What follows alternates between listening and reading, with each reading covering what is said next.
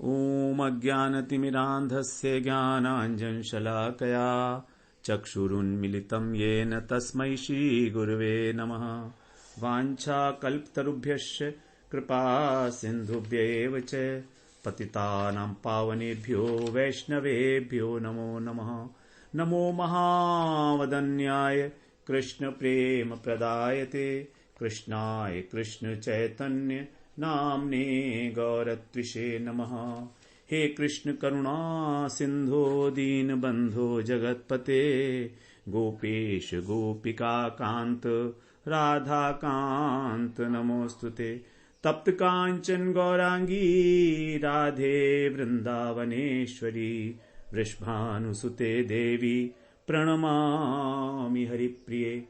वृंदायै तुलसीदेव्यै प्रियायै केशवस्य च कृष्ण भक्ति प्रदे देवी सत्यवत्यै नमो नमः।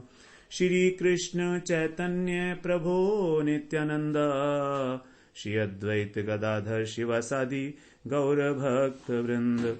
हरे कृष्णा कृष्णा कृष्णा हरे हरे हरे राम राम राम हरे हरे। हरे कृष्णा। सर्वप्रथम मैं अपने गुरुपाद पद्म ओम विष्णुपाद अष्टोत्तर शत श्री श्रीमद् भक्ति वेदांत माधव गोस्वामी महाराज के चरण कमलों में अनंत कोटि दंडवत प्रणाम ज्ञापन करता हूं। श्रीमद् भगवद गीता के 18वें अध्याय का हम लोग श्रवण कर रहे हैं। हमारा अर्जुन ने भगवान के प्रश्न का जो उत्तर दिया तो उसका हम लोग श्रवण कर रहे हैं। 73 श्लोक उसमें अर्जुन कह रहे हैं। अर्जुन उवाच नष्टो मोह स्मृतिर्लब्धा त्वत्प्रसादान्मयाच्युत स्थितोऽस्मि गत संदेह करिष्ये वचनम तव। मेरा मोह नष्ट हो गया है और मुझे स्मृति की प्राप्ति हो गई है आपके कृपा से हे अच्युत। अब मेरे संदेह सब खत्म हो गए हैं और मैं अपने स्वरूप में स्थित हूं। स्थितो अस्मि करिष्ये वचनम तव। अब मैं आपकी आज्ञा का पालन करूंगा। तो हम लोग इसके विषय में पूरी चर्चा कर आए थे। यहां पर कुछ विशेष बातें हैं। करिष्ये वचनम तव इस पद के अंदर एक विशेषता है, उसके ऊपर हम लोग थोड़ी सी चर्चा कर लेते हैं। अर्जुन ने यहां पर कृष्ण के किस वचन का पालन किया है? करिष्ये वचनम तव, क्योंकि भगवान ने अर्जुन को अनेक प्रकार की आज्ञाएं दी हैं यहां पर भगवद गीता में। तो कौन से वचन का पालन कर रहे हैं अर्जुन? वैसे तो एक नियम है कि जो बाद में आज्ञा दी जाती है वही बलवान होती है, पराविधि बलवान, जो अंत में आता है। तो अगर हम एनालाइज करते हैं उस संदर्भ में कि लास्ट वाली आज्ञा ही वास्तव में सर्वधर्मान परित्यज्य आज्ञा है भगवान की, उसी का पालन करना था अर्जुन को। तो करिष्ये वचनम तव में यह बात उन्होंने कही नहीं। अब यदि हम देखें तो 35वें श्लोक में तीसरे अध्याय के उनको कहा गया था कि तुम स्वधर्मनिष्ठ, अपने धर्म के अंदर निष्ठ होकर अपने कर्तव्य का पालन करो।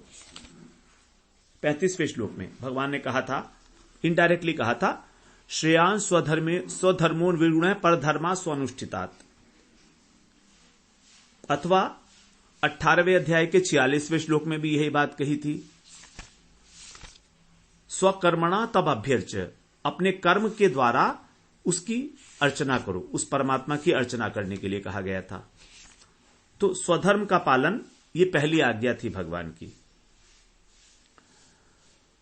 उसके बाद 56वें श्लोक के अनुसार 18वें श्लोक के ये कहा, मयि सर्वाणि कर्माणि सदा कुर्वाणो मद व्यपाश्रय। यहां पर जो है कर्म मिश्रा प्रधानी भूता भक्ति आ गई।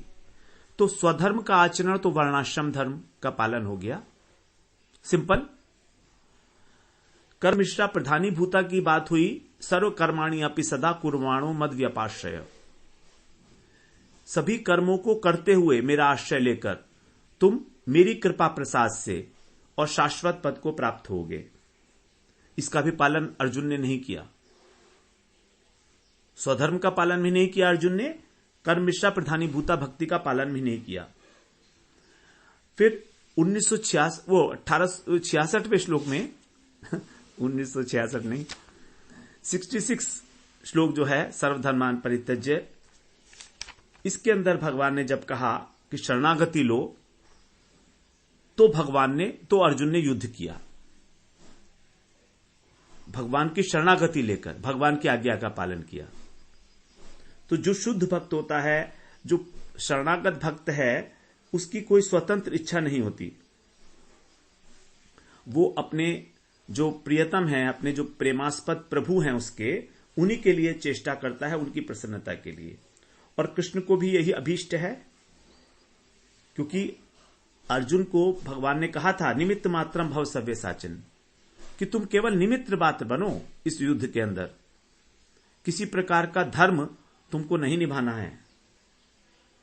तो इस प्रकार से हम देख रहे हैं कि अर्जुन ने अपने शरण्य भगवान कृष्ण के अनुकूल उनके अभीष्ट कार्य का ही आचरण किया।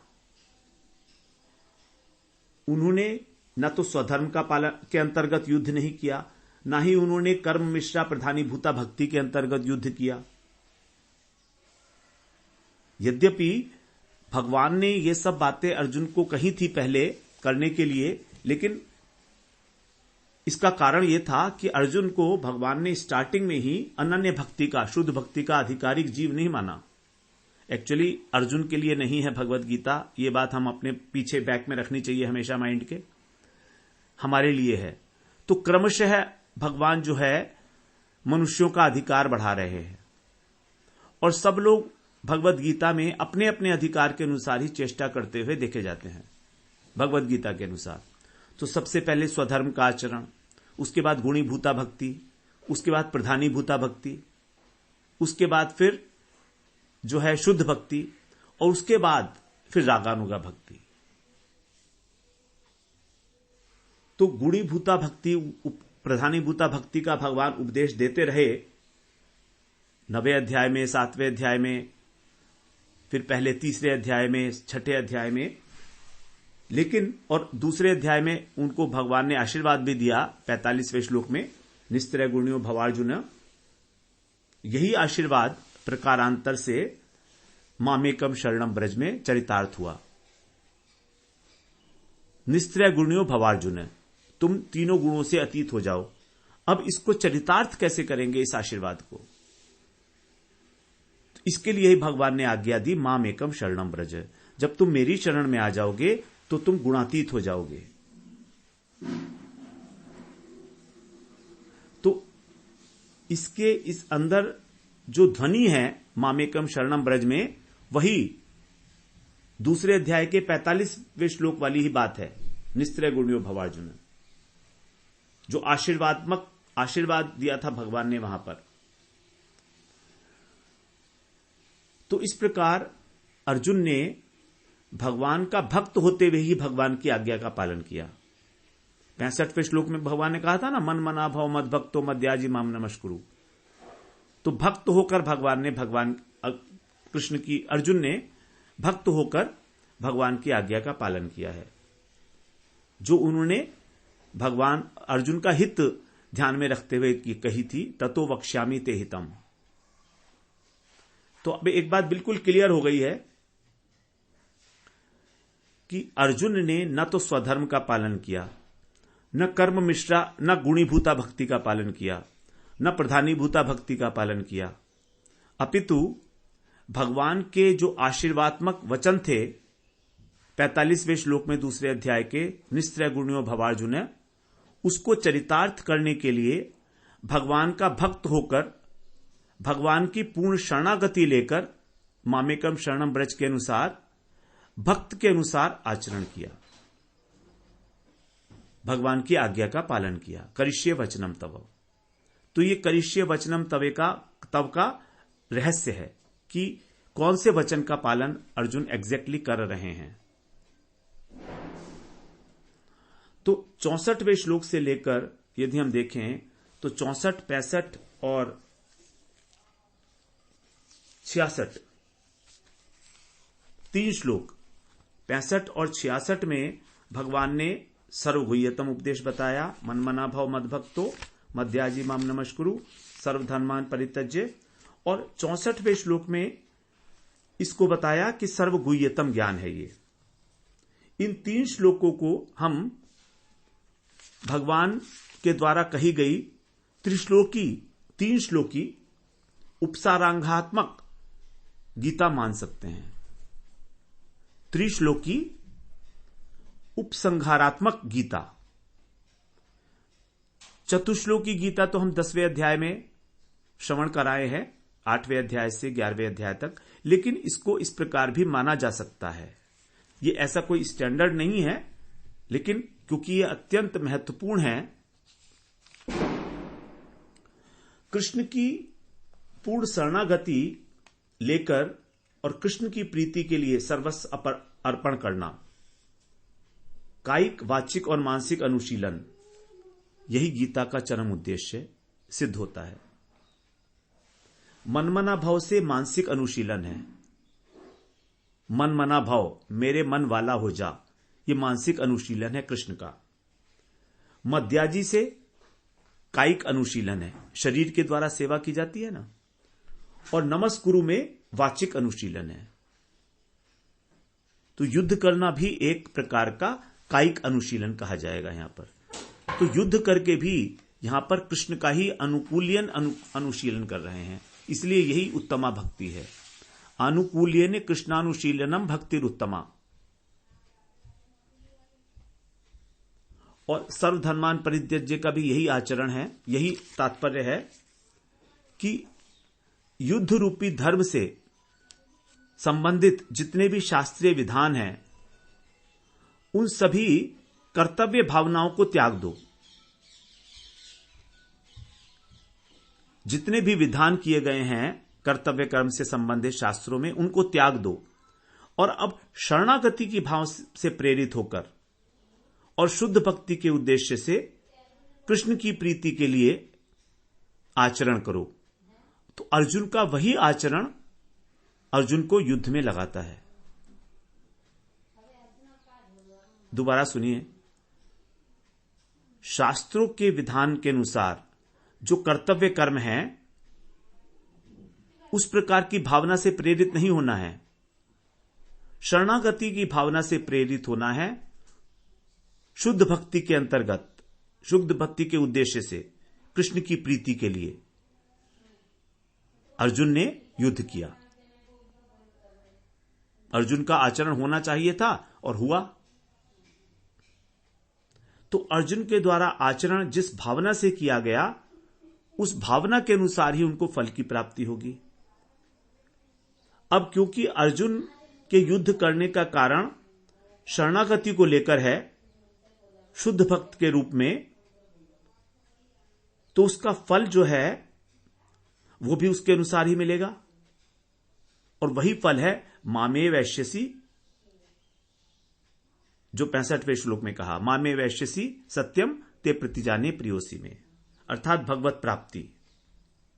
माम एव ऐश्यसी, एव पद के द्वारा यहां पर भगवान कह रहे हैं भगवत प्राप्ति के लिए, मेरे को ही तुम प्राप्त करोगे। ये जो फल है, ये स्वधर्माचरण का फल नहीं हो सकता, क्योंकि स्वधर्माचरण का फल है स्वर्ग की प्राप्ति। हतो वा प्राप्य से स्वर्गम जित्वा वा मोक्ष से महीम, भगवान कह आए हैं दूसरे अध्याय में 37वें श्लोक में, यदि तुम्हारी मृत्यु हो गई तो तुमको स्वर्ग मिलेगा, और यदि तुम जीत गए तो तुम इस पृथ्वी के ऊपर शासन करोगे। ये जो फल है ब्रह्म निर्वाण का फल भी नहीं है। इसका फल ब्रह्म निर्वाणम रिच्छति या लभंते ब्रह्म निर्वाणम, नहीं ये किसी प्रकार का अनामय पद है। जन्मबद्ध विनिर्मुक्ता पदम गच्छन्ति अनामयम, दूसरे अध्याय का 51वां श्लोक। नहीं ये शांति परमाम है, शांतिम निर्वाण परमाम मत संस्थाम अधिगच्छति, 6 अध्याय के 15वां श्लोक, जो ध्यान योगी के संबंध में कहा गया था। नहीं ये कृष्ण के साथ सधर्मिता की प्राप्ति है, 14वें अध्याय का 2 श्लोक, मम साधर्म्यम आगता। तो भगवान की आज्ञा का पालन करना ना तो स्वर्ग को देगा, न ब्रह्म निर्माण देगा, न अनामय पद देगा, न परम शांति देगा, न कृष्ण के साथ साधर्म्यता देगा। क्योंकि भगवान ने गीता में ये सारी गतियां बताई हैं अलग अलग अधिकारी के लिए। ये तो साक्षात नराकृति परब्रह्म को प्राप्त करने का उपाय है, जो अर्जुन ने शुद्ध भक्ति का अवलंबन करके भगवान की प्रीति के लिए संपादित किया। क्योंकि भगवान के भक्त भी हैं अर्जुन और भगवान के सखा भी हैं। भक्तो असी में सखा चेती, 4 अध्याय का 3 श्लोक। कितनी अद्भुत बात है कि भगवान कह रहे हैं इष्टो असी में दृढ़म, कि अर्जुन मेरा इष्ट है, अर्थात भक्त भगवान का इष्ट है। तो यहां पर भगवान भक्त की महिमा बढ़ा रहे हैं, भक्त को अपना इष्ट कहकर, जबकि भगवान ही भक्तों के इष्ट होते हैं, भक्त भगवान के इष्ट नहीं होते हैं। लेकिन यहां तो भगवान जैसे मानो उल्टी गंगा बहा रहे हैं एक प्रकार का। तो गीता के प्राकट्य के लिए ही यह भक्त और भगवान की लीला है। भगवान का प्राकट्य असुरों के लिए होता है, ये तो गौण कारण है। वास्तव में तो मुख्य कारण तो अपने भक्तों को आनंद देना ही है भगवान का। अनुग्रहाय भक्ता नाम मानुषम ते हम आस्थित है, भजते तादृशी क्रीड़ा या श्रुत्वा तत्परो भवेत। जिससे कि मेरे भक्त जो है मुझे प्रेम करें मेरी लीलाओं में, मेरी लीलाओं के रहस्य को समझकर।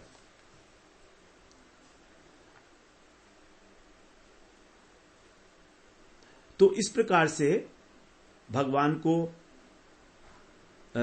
की और कृष्ण की ये अद्भुत संवाद हम लोगों ने इसे श्रवण किया।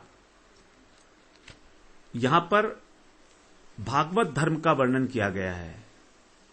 इस गीता में जो शरणागति का एक प्रसंग है, इसमें भागवत धर्म का वर्णन है। करिष्ये वचनम तव में भागवत धर्म है। स्मार्त धर्म होता है एक, जो स्मृति शास्त्रों के अनुसार होता है,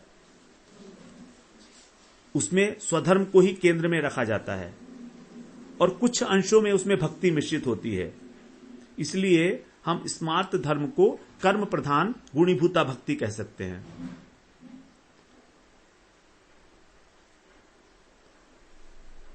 जिस कर्म को भगवान ने यहां पर निकृष्ट कहा, दूसरे अध्याय में कहा भगवान ने, दूरेणी अवरम कर्म बुद्धि योगा धनंजय। हे धनंजय, ये जो कर्म है ये बुद्धि योग से अत्यंत निकृष्ट है, अत्यंत निकृष्ट है कर्म। दूरेण ही अवरम कर्म, अवरम का मतलब है निकृष्ट, नीचे, बुद्धि योग से। तो इस प्रकार का स्वधर्म आचरण करने से केवल सात्विक भाव की उत्पत्ति होगी, अर्थात माया की विद्यावृत्ति, अर्थात सात्विक ज्ञान उदय होगा। और सात्विक ज्ञान से हमको केवल जब ज्ञान और ज्ञाता दोनों ही ज्ञेय में लीन हो जाते हैं, मर्ज हो जाते हैं, तब निर्विशेष ब्रह्म की उपलब्धि होती है, जो केवल गुह्य ज्ञान है यहां पर।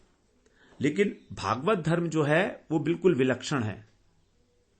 इसमें भक्त का भगवान के साथ साक्षात संबंध होता है, क्योंकि ये शरीर का धर्म है ही नहीं, आत्मा का धर्म है।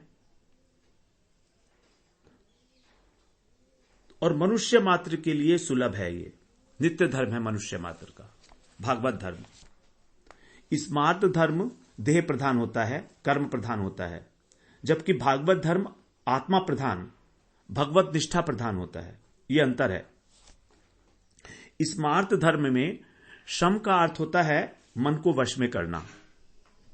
हम लोगों ने श्रवण किया, शम धातु है एक, तो वहां पर शम का अर्थ बताया गया है मन को वश में करना। लेकिन भागवत धर्म में शम का अर्थ अलग है।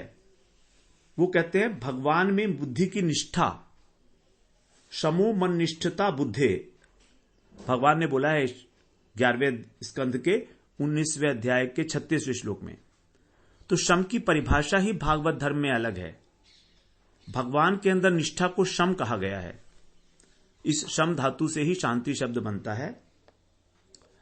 इसके भागवत धर्म के दो घटक बनते हैं, हमारे दो एस्पेक्ट्स हैं, 2 एस्पेक्ट्स। एक तो उपास्य की अनन्यता, उपास्य की अनन्यता, केवल कृष्ण ही मेरे उपास्य तत्व हैं।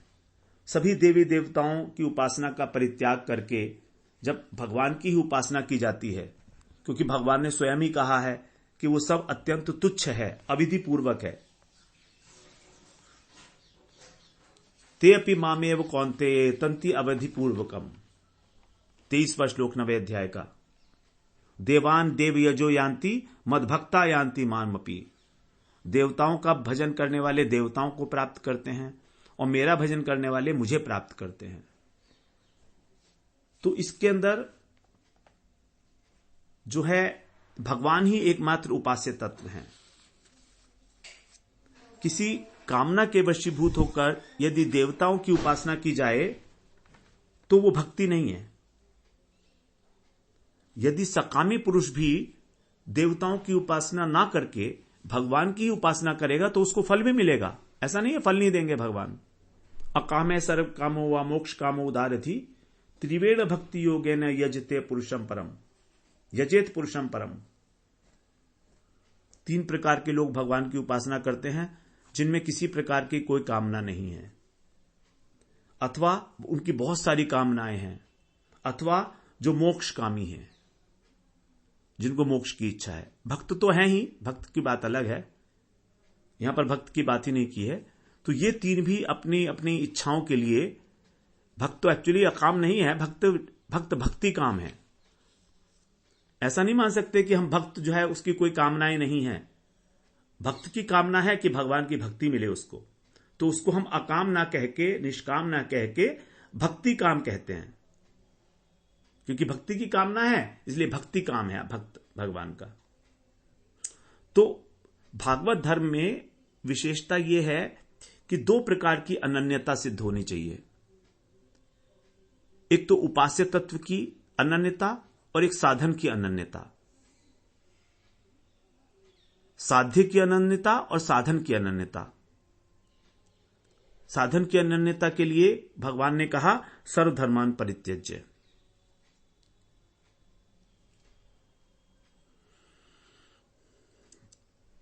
जितने भी साधन हैं केवला भक्ति को छोड़कर सबका निषेध कर दिया। कर्म, ज्ञान, योग, तप, व्रत इत्यादि जितने भी परमार्थिक साधन हो सकते हैं सबका भगवान ने यहां पर एक शब्द में कहकर सर्वधर्मान परित्यज्य निषेध कर दिया। भक्ति को ही परम पुरुषार्थ मानना है, तभी भक्ति के अंदर तीव्रता आएगी। जब किसी अन्य साधन में हमारी निष्ठा ना हो और अगर है तो भक्ति कुंठित हो जाती है, अवरुद्ध हो जाती है, अवरत हो जाती है। लेकिन यदि अन्य साधनों को लोक संग्रह के लिए निष्ठा रहित होकर किया जाएगा तो कोई दोष नहीं है। यह एक विशेष बात है, भक्त लोगों को इस बात को ध्यान में लेना चाहिए। कई बार सामाजिक विरोध से बचने के लिए भक्त को उसी प्रकार का आचरण करना होता है जो विषयी पुरुष कर रहे हैं, स्मार्त धर्म का आचरण। तो उसमें 2 बातें ध्यान रखनी है। एक तो निष्ठा नहीं होनी चाहिए उस साधन में, एक फॉर्मेलिटी मात्र है। और दूसरी बात लोक रक्षा, लोक संग्रह के लिए, लोगों को दिखाने के लिए, लोगों की शिक्षा देने के लिए। जैसे श्राद्ध इत्यादि कर्म हैं, भक्तों के लिए वो आवश्यक नहीं है, भगवान के शुद्ध भक्तों के लिए, लेकिन वो करते हैं फिर भी। ऐसा इसीलिए कि कहीं हमारे बाद ये ट्रेडिशन जो है खत्म ना हो जाए श्राद्ध की। क्योंकि अगर हम नहीं करेंगे और हमारा बेटा यदि भक्त नहीं है तो वो भी नहीं करेगा, तो फिर उसका पतन हो जाएगा, क्योंकि वो भगवान का भजन तो करता नहीं है। इसलिए वो लोग ऐसा करते हैं। तो भगवान को प्राप्त करने का जो उपाय है वो एकमात्र भक्ति ही है।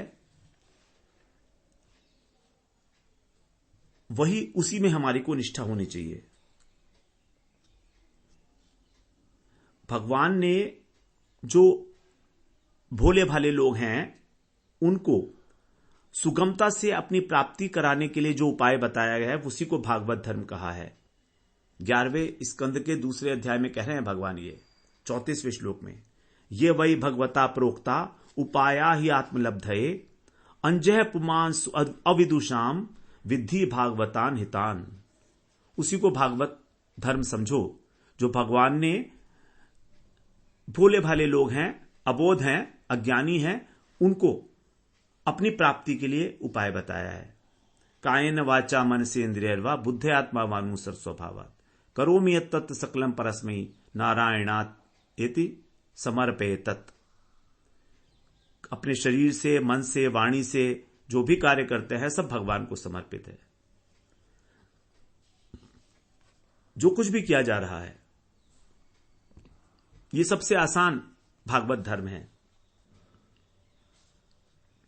कविश्वर योगेंद्र, जो नव योगेंद्र में से एक है, वो कह रहे हैं, याना स्थाय नरो राजन न प्रमाद्येत करहिचित धावन निमील्यवा नेत्रे न स्खलेत अब पतेत है। जो इन धर्मों का अवलंबन करके कभी भी मनुष्य विघ्नों से पीड़ित नहीं होता और नेत्र बंद करके दौड़ने पर भी अर्थात कोई विधि विधान में त्रुटि हो जाने पर भी न तो अपने मार्ग से स्खलित होता है और न ही उसका पतन होता है, अर्थात उसको फल की प्राप्ति भी होती है। गीता में यही बात प्रकारांतर से कही गई, नेहा विक्रमानाशो अस्ति प्रत्यवायो न विद्यते स्वल्पम अप्यस्य धर्मस्य त्रायते महतो भयात। दूसरे अध्याय के 40वें श्लोक में यही बात है वो कि जो इस धर्म का थोड़ा सा भी आचरण करता है उसको ना तो प्रत्यय दोष लगता है, प्रत्यवाय, और ना ही थोड़ा सा आचरण भी, चाहे उससे त्रुटि हो जाए, चाहे बीच में रुक जाए तो भी, और महान भय से रक्षा हो जाती है। यह अनन्यता की विशेषता है कि वो सुदुराचारी व्यक्ति भी साधु मानने योग्य है। अपिचे सुदराचारो भजते माम अनन्य भाग साधुरेव से गंतव्य है सम्यक व्यवसितो ही सह। तो भगवान ने मनुष्य मात्र को इस भागवत धर्म का अधिकारी बताया है जो यहां पर भगवान ने दिया है। और इसका साधन क्या है? एक ही साधन है इसका, एतावानेव लोकेऽस्मिन् पुंसाम धर्मो पर है स्मृत है भक्ति योगो भगवती तन्नाम ग्रहणादि भी। छठे स्कंद के 3 अध्याय का 22वां श्लोक है। एतावानेव, ये सब बातें जो कही गई हैं इन सब का यही एक निष्कर्ष निकलता है कि इस लोक के अंदर मनुष्यों का परम धर्म क्या है? भगवान का भक्ति योग से सेवन करना। भक्ति योगो भगवती, भगवान की प्राप्ति करना भक्ति योग से। और भक्ति योग क्या है? तन नाम ग्रहण आदि भी, भगवान का नाम रूप गुण लीला इत्यादि का श्रवण कीर्तन और स्मरण करना, बस इतना ही और कुछ नहीं। एतावानेव, एतावानेव बड़ा महत्वपूर्ण शब्द होता है, निष्कर्ष के रूप में दिया जाता है। सारी बातें कहने का जो निष्कर्ष है वो ये है, बस इतना ही समझो अल्टीमेटली। और हमारे द्वादश महाजन इसी का पालन करते हैं। स्वयंभुर नारद है शंभु, कुमार है कपिलो मनु, प्रहलादो जनको भीष्मो बलिर्वयास किरवयम। यमराज जी कह रहे हैं कि स्वयंभू ब्रह्मा जी, नारद, शिवजी, चारों कुमार, सनत कुमार, सनक सनंदन संत कुमार, कपिल, मनु, प्रहलाद, जनक और भीष्म, बलि, वयासिकी मतलब सुखदेव जी, और वयम अर्थात मैं यमराज, ये हमारे द्वादश महाजन हैं जो भागवत धर्म का पालन करते हैं। और भागवत धर्म क्या है? भगवान का नाम, तन नाम ग्रहण आदि भी।